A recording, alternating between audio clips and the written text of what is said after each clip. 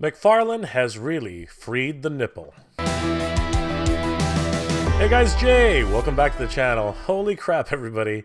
When I woke up this morning, I gotta tell you, I wasn't expecting an email from Entertainment Earth that told me that the Batman and Robin figures have actually dropped and are available for pre-order. So I just had to do a video on this because I gotta tell you, Batman and Robin was obviously the least of the Batman films that came out during that time. I mean, it's widely regarded as one of the worst Batman films of all time. But, believe it or not, it's actually gathered a cult following over the years, and a lot of people are actually into it. So, yeah, I want to take a look at this and see exactly what was available and pre-orderable on Entertainment Earth and other massive retailers on the internet, as well as coming to a store, retail location near you. Let's have a look, guys, and see exactly what McFarlane dropped on Entertainment Earth today. Widely recognized as one of the worst Batman films ever made, but it really has gathered a cult following over the years. The new Batman Build-A-Wave Batman and Robin movie action figures have been dropped on Entertainment Earth. I got an email this morning from Entertainment Earth, and I got to tell you, this one really threw me for a loop. But let's take a look at these, because there is a bit of nostalgia here. There's something to actually laugh about. And I'll be honest with you, truthfully, this might be the best looking movie editions of the DC Multiverse figures that I've actually ever seen.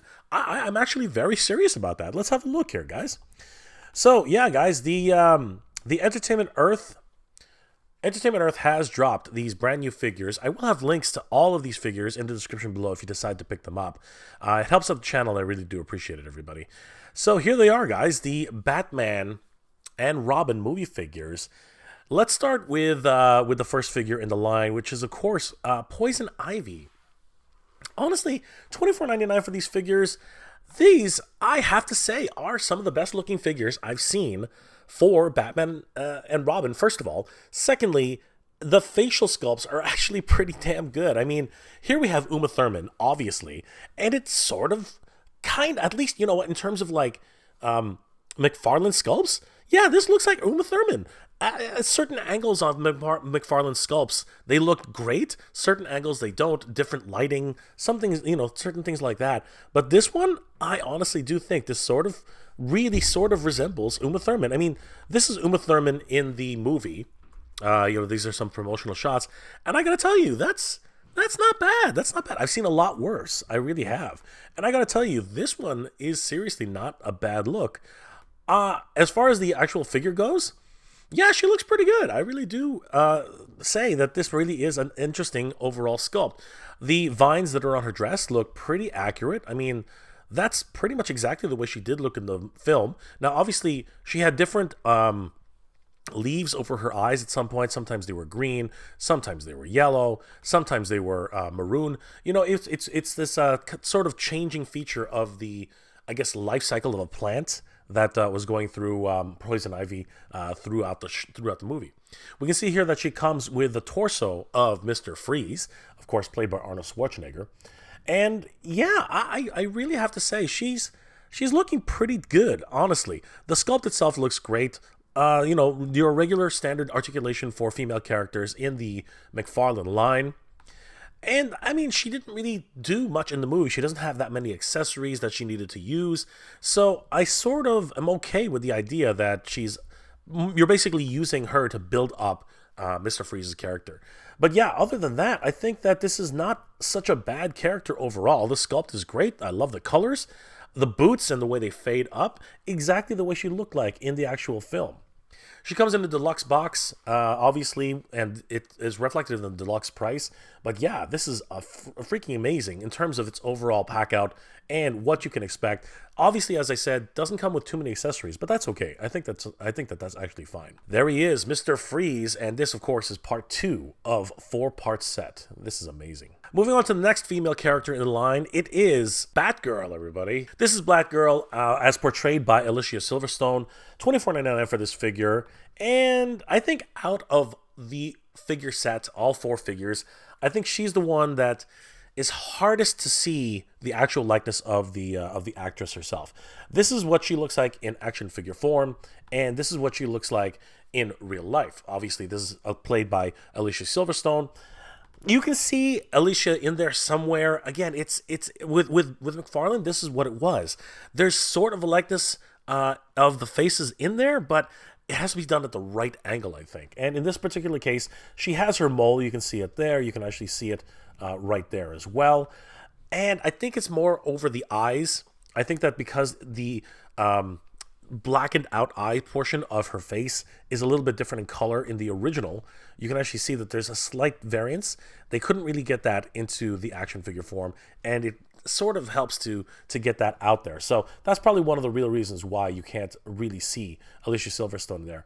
But it's interesting. Again, depending on the lighting, some things do change. Sometimes at a certain angle you can see it definitely, and sometimes it just is a hit and miss. She also comes with Mr. Freeze's head, and if we zoom in here closely, honestly, I have to say that's pretty good. That actually does look like Arnold from the movie. I mean, here he is. That's Arnold Schwarzenegger in the film, and that is a pretty good likeness of Arnold in his Mr. Freeze outfit. Honestly, I think they nailed Arnold 100%. I could definitely see him here. I don't think they got enough red in his eyes, though. I think that they're just stark white, and in this movie, he actually had bloodshot eyes. So I think that that's a bit of a miss, but other than that, he looks freaking amazing. BatGirl herself looks very well put together. I love the Bat costume. It really is reminiscent of the first iteration in the movie. Obviously, they came back at the end of the movie with brand new versions, which we're probably going to see later down the line. But other than that, she does represent the overall character herself, and I really am happy at the way it turns out. Obviously, articulation is your standard McFarlane flair. Take it as you will. But yeah, at certain angles, this almost looks like Alicia Silverstone. It's very, very close. As I said, the pack-out is wonderful. Not much in the way of accessories for Batgirl herself. However, you do get the shoulder pauldrons, Mr. Freeze's head, the actual freeze gun, and the freeze blast effect. So it's interesting to see that the characters themselves don't even come with batarangs, but they are actually used more or less to build out Mr. Freeze, and he seems to be the one getting all of the accessories. Very, very strange in that particular case. Moving on to the next figure in the line, it is, of course, Chris O'Donnell as Robin. Now, for me, it's always been Batman Returns, Batman, the movie, then Batman Forever, and of course, dead last has always been Batman and Robin. However, I do have to say that I think Chris O'Donnell's portrayal of Robin was always a standout in the series. I really did like his character. I liked the way he interacted with Val Kilmer. I love the backstory that they created for him as a little bit of an older Robin. Someone who lost his family and was out for revenge. I really did like that about the character himself. Chris O'Donnell here really does look pretty damn good, I have to admit. This facial sculpt, something's going on. I think that McFarlane is getting better. I think McFarlane is getting a lot better at making these sculpts. Yeah, I can see Chris in there. I really can. And I think that really has carried over, and I'm really happy with the way he looks here. Once again, very few accessories, if any, for any of the Bat characters.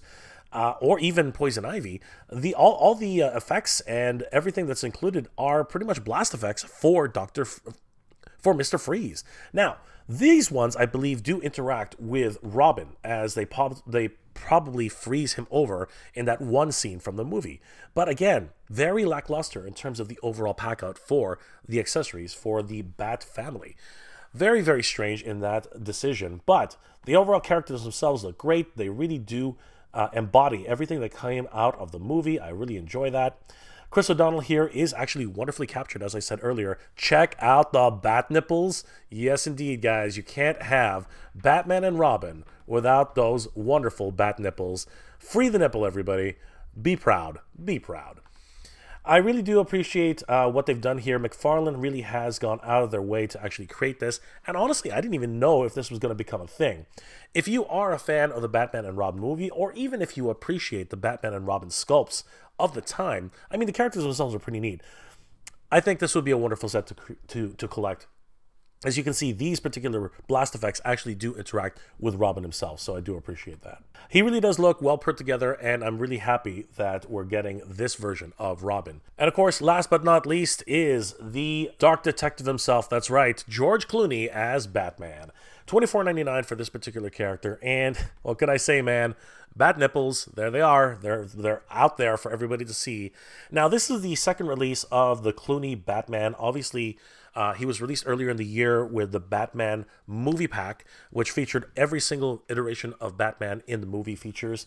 But this one is, in terms of its overall mythos, is probably one of the most famous, or more like infamous, for its... Yep, it is that nipple. You can't get away from those bat nipples. I mean, they just stick out. You cannot not see them. Once you look at this movie, the first thing you see are those stupid nipples. I don't know who made that decision to actually sculpt them in.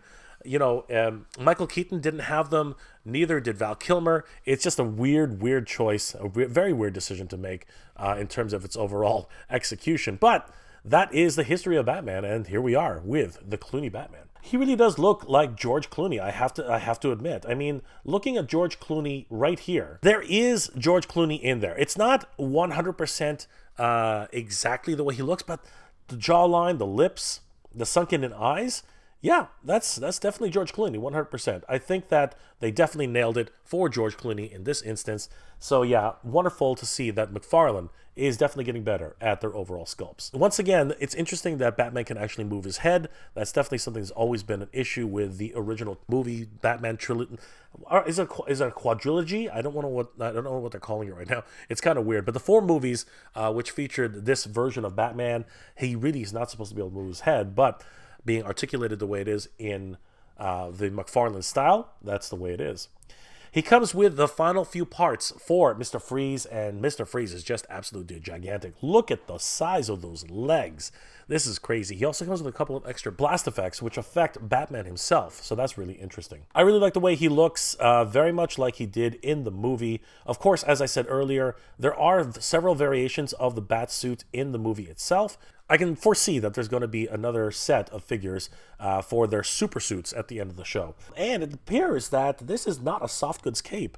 Now, I didn't actually pick up the Batman movie collection set, so I don't know what type of cape that version came with, but this one is definitely a rubber cape or a plastic cape. Much like all the other Bat family, these are all rubber capes, or plastic capes. They're not soft goods at all. This is an interesting move, the DC Multiverse, but in all honesty, you want to be able to pose Batman the way he was posed in the movie, and this is probably one of the best ways to do it. We can see here the blast effects are pretty much specific to this Batman, and yeah, I gotta say, he really is a pretty good looking Batman. Being able to build Mr. Freeze for this collection is a wonderful opportunity for any fan of Batman and Robin. At only $24.99, it's not that expensive. It's basically $100 for the entire set. Not bad, Todd. I think you finally nailed it.